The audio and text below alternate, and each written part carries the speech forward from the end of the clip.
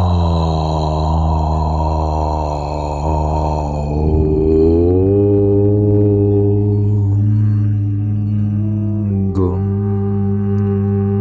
ഗുരുഭ്യോ നമഃ. ഏവർക്കും പ്രണാമം. നമുക്ക് ശ്രീ വാൽമീകി രാമായണത്തിലേക്ക് തന്നെ മടങ്ങാം. വാനരശ്രേഷ്ഠനായ സുഗ്രീവനോട് ഇപ്രകാരം ദതിമുഖൻ സങ്കടം പറയുന്നത് കേട്ടപ്പോൾ മഹാബുദ്ധിമാനും ശത്രുഞ്ജയനുമായ ലക്ഷ്മണൻ, മഹാരാജാവേ, വനസംരക്ഷകനായ ഈ കപീന്ദ്രൻ എന്തിനാണ് വന്നത്? എന്തിനെക്കുറിച്ചാണ് സങ്കടം പറയുന്നത്? മഹാത്മാക്കളിൽ വെച്ച് അഗ്രേസരനായ ലക്ഷ്മണന്റെ ചോദ്യം കേട്ടപ്പോൾ സംഭാഷണ ചതുരനായ സുഗ്രീവൻ ഉത്തരം പറഞ്ഞു. ശ്രേഷ്ഠനായ ലക്ഷ്മണ, വീരനും കവിശ്രേഷ്ഠനുമായ ദതിമുഖനാണ് ഇവൻ. അംഗദൻ തുടങ്ങിയ വാനരേന്ദ്രന്മാർ മധുവനത്തിലെത്തി യഥേഷ്ടം ഭക്ഷണപാനാദികൾ ചെയ്യുന്നുണ്ടത്രേ. സീതാന്വേഷണത്തിന് തെക്കൻ ദിക്കിലേക്ക് അയച്ചവരാണ് അവർ. മഹാരാജാവാണെങ്കിലും സന്തോഷം ഒതുക്കുവാൻ കഴിയാത്ത ചേഷ്ടകളോടെ സുഗ്രീവൻ തുടർന്നു. കുമാര, അവർ കാര്യം നേടിക്കഴിഞ്ഞു. ഇല്ലെങ്കിൽ ഒരിക്കലും ഇങ്ങനെ ചെയ്യുകയില്ല. അവർ മധുവനം തകർത്തതായിട്ടാണ് പറയുന്നത്. മധുവനം കയ്യേറുകയും മധുപാനാദികൾ ചെയ്യുകയും വേണമെങ്കിൽ ഒന്ന് തീർച്ചയാണ്. അവർ കാര്യം സാധിച്ചുവെന്ന് കണ്ടുകഴിഞ്ഞു. അവർ ദേവിയെ കണ്ടുകഴിഞ്ഞു, സംശയമില്ല. വനരക്ഷകന്മാർ തടസ്സം ചെയ്തപ്പോൾ കൈമടക്കി അടിച്ചുപോൽ ബലവാനായ ദതിമുഖനെയും ഗവനിച്ചിട്ടില്ല. ഇദ്ദേഹം വനപാലകന്മാരുടെ നാഥനാണ്. കണ്ടു, സീതാദേവിയെ കണ്ടു, നിശ്ചയം. അത് മറ്റാരാലും സാധ്യവുമല്ല, ഹനുമാനൊഴികെ. ഈ കാര്യം സാധിക്കുവാൻ കാരണഭൂതൻ വായുപുത്രനല്ലാതെ വേറൊരുവനുമില്ല. കാര്യസിദ്ധി, അതിനുപകരിക്കുന്ന ബുദ്ധിവൈഭവം, ഇത് വാനരശ്രേഷ്ഠനായ മാരുതിക്ക് മാത്രമേ പൂർണ്ണമായിട്ടുള്ളൂ. അമിത പരാക്രമം, ശാസ്ത്രജ്ഞാനം, ഉത്സാഹം ഇവയെല്ലാം കുടികൊള്ളുന്നതും പവനപുത്രനിലാണെന്നും പറയാം. മഹാവിഘ്നനായ ജാമ്പവാനും അതിശക്തനായ അംഗദനും നേതാക്കന്മാരും കാര്യം സാധിച്ചവൻ അമരക്കാരൻ ഹനുമാനായിരിക്കും. സീതാദർശനത്തിൽ മറ്റൊരു വിധം വരുന്നതല്ല. അംഗദൻ യുവരാജാവും നീതിജ്ഞനുമാണ്. ജാമ്പവാൻ വയോവൃദ്ധനും മഹാവിഘ്നനുമാണ്. അവരോടുകൂടിയാണ് മധുവനം ആക്രമിച്ചിരിക്കുന്നത്. തെക്കൻ ദിക്കിലേക്ക് പോയ അവർ കാര്യലാഭത്താൽ അതീവ സന്തുഷ്ടരായി. മധുവനം നശിപ്പിക്കപ്പെട്ടതായിരിക്കാനേ തരമുള്ളൂ. വിശപ്പും ദാഹവും കൊണ്ട് അന്ധന്മാരായി ആക്രമിച്ചതാണെങ്കിൽ ഈ വനപാലകന്മാർ തടഞ്ഞാൽ ഒഴിയുമായിരുന്നു. ഇവരെ അവർ കൈമടക്കി അടിക്കുകയും മറ്റും ചെയ്തു എന്നുള്ള മധുരവാക്ക് നമ്മളെ അറിയിപ്പിക്കാൻ വന്നിരിക്കുകയാണ്. ഇദ്ദേഹത്തിൻ്റെ പേർ ദതിമുഖൻ എന്നാണ്. അതിപരാക്രമശാലിയുമാകുന്നു. അമേയവിക്രമിയായ സൗമിത്രി ദേവിയെ അവർ കണ്ടിരിക്കുന്നു എന്ന് വിശ്വസിക്കാം. തെറ്റുപറ്റില്ല. ദേവന്മാർ ഞങ്ങളുടെ വംശത്തിന് അനുഗ്രഹിച്ചു നൽകിയതും പരമ്പരയായി സംരക്ഷിച്ചുകൊണ്ടിരിക്കുന്നതുമാണ് മധുവനം. പുരുഷോത്തമനായ ലക്ഷ്മണ, മഹായശസ്വികളായ ആ വാനരന്മാർ ആ വനത്തിൽ കടന്ന് മധുപാനം ചെയ്തു എന്ന് കേട്ടുവല്ലോ. സ്വബുദ്ധിയോടെ അതിൽ പ്രവേശിക്കില്ല. കാര്യസാധ്യം അവരുടെ ഹൃദയത്തെ അത്രമാത്രം ആനന്ദിപ്പിച്ചിരിക്കണം. ആത്മമിത്രമായ സുഗ്രീവന്റെ കർണാമൃതമായ വാക്കുകൾ ധർമാത്മാവായ ലക്ഷ്മണനെയും ശ്രീരാമദേവനെയും അതീവ സന്തുഷ്ടരാക്കി. അപാര യശസ്വികളായ സഹോദരന്മാർ അത്യധികം സന്തോഷിച്ചു. ദതിമുഖന്റെ സങ്കടവർത്തമാനം കേട്ട സുഗ്രീവന്റെ സന്തോഷം അവാച്യമായിരുന്നു. വനപാലകന്മാരോട് ചിരിച്ചുകൊണ്ട് പറഞ്ഞു, അവർ കാര്യം നേടി വന്നവരാണ്. അവരാൽ മധുവനം അനുഭവിക്കപ്പെടുന്നതിൽ ഞാൻ ഏറ്റവും സന്തോഷിക്കുന്നു. ഏൽപ്പിച്ച കാര്യം എളുപ്പമുള്ളതായിരുന്നു. ദുസ്സാധമായ കർമ്മം ചെയ്ത് ഫലം കിട്ടിയ അവർ ചെയ്ത ഏത് അക്രമവും ക്ഷമിക്കേണ്ടത് നമ്മുടെ കടമയാണ്. അവർക്ക് മാപ്പു നൽകണം. അങ്ങ് വേഗം പോകൂ. മധുവനത്തെ യഥാപൂർവം അങ്ങു തന്നെ സംരക്ഷിക്കൂ. ഹനുമാൻ തുടങ്ങിയ വാനരവീരന്മാരെ അതിവേഗം ഇങ്ങോട്ടയക്കൂ. സിംഹപരാക്രമികളായ മാരുതി തുടങ്ങിയ കവീന്ദ്രന്മാരെ ഒട്ടും താമസിയാതെ എനിക്കു കാണണം.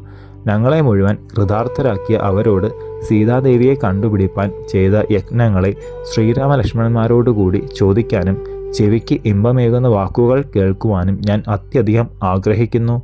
ശ്രീരാമലക്ഷ്മണന്മാരുടെ ഹൃദയത്തിൽ ആനന്ദം അലയടിച്ചു. അത് സൂചിപ്പിക്കുന്ന വിധം നേത്രങ്ങൾ വികസിച്ചു. അതിസന്തുഷ്ടന്മാരും കൃതകൃത്യന്മാരുമായി തീർന്നിരിക്കുന്നു രാജകുമാരന്മാർ എന്ന് രോമാഞ്ചാതി ലക്ഷണങ്ങളാൽ മഹാരാജ സുഗ്രീവൻ അറിഞ്ഞു.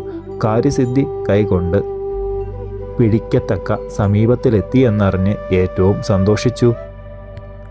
സന്തുഷ്ടചിത്തനായ സുഗ്രീവന്റെ വാക്കുകൾ കേട്ട ദധിമുഖനും ആനന്ദമുണ്ടായി. കരുത്തരായ ശ്രീരാമലക്ഷ്മണന്മാരെയും രാജാവിനെയും നമസ്കരിച്ചു. അതിശൂരന്മാരായ സഹജന്മാരുമൊത്ത് പക്ഷികളെപ്പോലെ ആകാശത്തിലേക്ക് ഉയർന്നു. ഇങ്ങോട്ട് വന്നതുപോലെ വെമ്പിക്കൊണ്ട് ആകാശത്തിൽ കൂടി തന്നെ മധുവനത്തിൽ ചാടി വീണു.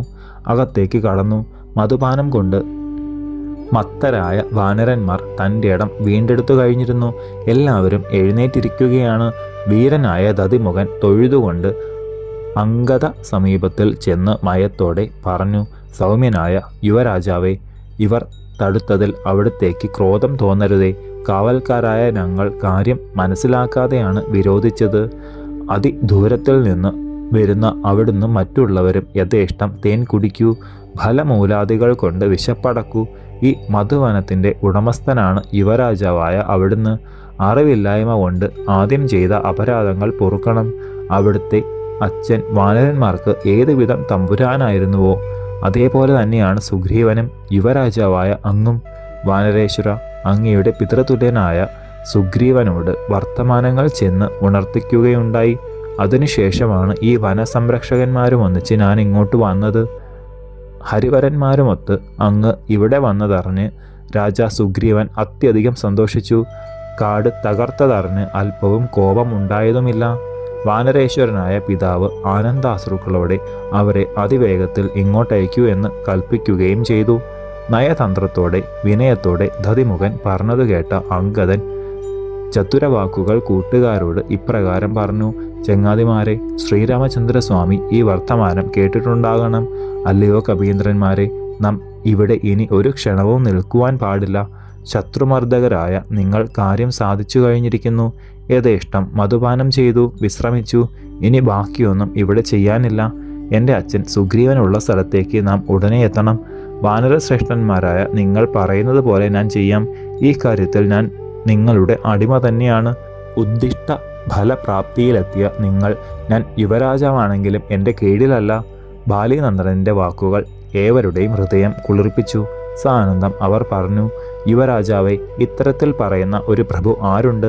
വാനരേശ്വര, ഐശ്വര്യം വന്നാൽ അധികാരമെത്തിയാൽ മതമാർന്ന് ഞാൻ എന്ന ഭാവത്തിൽ ആരും അഹങ്കരിക്കും. അവിടുത്തേക്കൊഴികെ മറ്റാർക്കും ചേരാത്തവയാണ് ഇപ്പോൾ പറഞ്ഞത്. അവിടുത്തെ ഈ താഴ്മ ഭാവിയിൽ കൈവരുന്ന ഭാഗ്യപൂരത്തെയാണ് കാണിക്കുന്നത്. വിനയമാണ് അഭിവൃദ്ധിയുടെ ഉറവിടം. കവിവീരേന്ദ്രനായ സുഗ്രീവ സന്നിധിയിലേക്ക് പോകുവാൻ ഞങ്ങളെല്ലാവരും കാത്തു നിൽക്കുകയാണ്. എന്നാൽ അവിടുത്തെ അനുജ്ഞയും ആജ്ഞയുമില്ലാതെ ഒരടി പോലും മുന്നോട്ടു പോകുവാൻ ഞങ്ങൾക്ക് നിർവാഹവുമില്ലല്ലോ. ഉത്തമ വാനരന്മാരിൽ ഉത്തമനായ രാജാവേ, ഞങ്ങൾ മുഖസ്തുതിയല്ല, സത്യമാണ് പറഞ്ഞത്. അവരുടെ വാക്കുകൾ കേട്ട അംഗദൻ, ശരി, എന്നാൽ നാം ഉടനെ കിഷ്കിന്ധയിലേക്ക് പോവുക. ഇത്രയും പറഞ്ഞതും നിലം വിട്ട് അമ്പരതലത്തിലേക്ക് അംഗദകുമാരൻ ചാടിയതും ഒപ്പം കഴിഞ്ഞു. കവിണിയിൽ നിന്ന് എറിയുന്ന കല്ലുകൾ പോലെ വാനരസംഘം ഒപ്പം വാനിടത്തിലെത്തി. അലറിക്കൊണ്ട് ചാടുന്ന അവർ ഇടിനാദത്തെ കാർക്കൊണ്ടൽ കൊടുങ്കാറ്റിനാൽ പോകുന്നത് പോലെ പറന്നു. അംഗദാദികൾ ഖഗേന്ദ്രനെ പോലെ ആകാശത്തിലെത്തിയ സമയത്തിൽ മഹാരാജ സുഗ്രീവൻ താമരക്കാണനായ ശ്രീരാമനെ ദുഃഖത്തിൽ നിന്ന് ആശ്വസിപ്പിക്കുകയായിരുന്നു. പ്രഭോ, അവിടത്തേക്ക് മംഗളം വന്നു ചേർന്നു. ദേവിയെ കണ്ടുകഴിഞ്ഞു. നാം നിശ്ചയിച്ച അവധി കഴിഞ്ഞതിനു ശേഷം കാര്യം സാധിക്കാതെ ദേവിയെ കാണാതെ തീർച്ചയായും ഇവർ എൻ്റെ മുമ്പിൽ വരുന്നതല്ല. അതിബുദ്ധിമാനും പരാക്രമിയുമാണ് യുവരാജാവായ അംഗദൻ. കാര്യം സാധിക്കാതെ മധുവനത്തിലേക്ക് വാനരന്മാർ അവൻ കടത്തുകയില്ല. പിതാമഹന്മാരാൽ സുരക്ഷിതമാക്കി വരുന്ന ആ വനത്തിലേക്ക് എത്രമാത്രം പാരവശ്യമുണ്ടായാലും അനുയായികളെ അവൻ കൊണ്ടുപോകില്ല. ഏൽപ്പിച്ചത് നടത്താതിരുന്നാൽ മുഖം വാടിയും മനസ്സുലഞ്ഞും അവൻ ഇങ്ങോട്ട് വരികയോ യുവരാജ രക്ഷയിൽ കൂടിയിരിക്കുന്ന മധുവനത്തെ ആക്രമിക്കുകയോ ചെയ്യില്ല. കൗസല്യാനന്ദ വർദ്ധകനായ സ്വാമി, സത്വ്രതനിഷ്ഠനായ അവിടുന്ന് തികച്ചും ആശ്വസിക്കൂ. ദേവിയെ കണ്ടിട്ടാണ് അവർ വരുന്നത്, സംശയമില്ല. അത് മറ്റാരുമല്ല, മാരുതിയുമാണ്. മറ്റൊരാൾക്ക് ഹനുമാനൊഴികെ ഏതൊരു വാനരശ്രേഷ്ഠനും ഇതിന് സാധിക്കില്ല. അമയ ബുദ്ധിമാനായ അവിടുത്തേക്ക് ഹനുമാന്റെ ബുദ്ധിശക്തിയും കാര്യസിദ്ധിയും അറിയാമല്ലോ. ആദിത്യനാൽ തേജസ് എന്ന പോലെ വീര്യവും ഉത്സാഹവും സദാസമയവും അവനിലുണ്ട്. ഏതൊന്നിനും നേതാവായി ജാമ്പവാൻ. സേനാനായകനായി അംഗദൻ, അമരക്കാരനായി ഹനുമാൻ. മറ്റൊരു വിധത്തിലും ഈ പറഞ്ഞത് മാറുന്നതല്ല. അവിടുന്ന് ഒട്ടും വിചാരപ്പെടരുത്. അമിത പരാക്രമിയായ ദേവ, ആശ്വസിക്കൂ. ആകാശത്തിൽ നിന്നുണ്ടായ കിലുകിലാരവം സുഗ്രീവ സംഭാഷണത്തെ നിർത്തി. ഹനുമാൻ കാര്യം സാധിച്ചതിൽ കൃതാർത്ഥരായി തീർന്ന വാനരന്മാർ എല്ലാവരും കൂടി ആർക്കുന്ന ശബ്ദം കാര്യം സാധിച്ചു എന്നിങ്ങനെ ആദ്യമേ അറിയിക്കുന്ന പോലെയാണ്. കിഷ്കിന്ധയുടെ സമീപത്തെത്തിയ അവരുടെ ശബ്ദം സുഗ്രീവന്റെ ഹൃദയത്തിൽ സന്തോഷം വർദ്ധിപ്പിച്ചതിൻ്റെ സൂചന പോലെ വാൾ നീണ്ടു നീണ്ട് മാമലയുടെ അടിയിലെത്തി മുട്ടിത്തുടങ്ങി. ശ്രീരാമദർശനത്തിൽ അത്യാഗ്രഹത്തോടുകൂടിയ ഹനുമാൻ, അംഗദൻ തുടങ്ങിയവർ എത്തിച്ചേർന്നു. കൃതാർത്ഥത കൊണ്ടുണ്ടായ രോമാഞ്ച കുപ്പായം അണിഞ്ഞ അംഗദാദികൾ ശ്രീരാമ ലക്ഷ്മണ സുഗ്രീവന്മാരുടെ പുരോഭാഗത്തിലെത്തി. നീണ്ടുരുണ്ട് പരികം പോലെ പ്രശോഭിക്കുന്ന കൈകളോടുകൂടിയ ശ്രീ ഹനുമാൻ തല താഴ്ത്തി അഞ്ജലി കൂപ്പി ശ്രീരാമചന്ദ്രനെ സാഷ്ടാംഗം പ്രണമിച്ചു. പതിവ്രതാരത്നമായ ദേവിയെ സ്മരിച്ചുകൊണ്ട് പറഞ്ഞു: മഹാപ്രഭോ, സ്വാമി, കണ്ടു. ശക്തിസ്വരൂപിണിയായ സീതാദേവിയെ കണ്ടു. ലക്ഷ്മണാന്യുതനായ ശ്രീരാമചന്ദ്രൻ അമൃതബിന്ദുക്കൾ പോലെ ഹനുമാന്റെ വാക്കുകൾ കേട്ട് ആഹ്ലാദിച്ചു. സുഗ്രീവൻ കാര്യസിദ്ധി ഹനുമാനിൽ തന്നെയെന്ന് അറിഞ്ഞ് അഭിമാനം കൊണ്ട് സംപ്രീതനായ ലക്ഷ്മണൻ കൃതകൃത്യനായ ഹനുമാനെ സബഹുമാനം നോക്കി.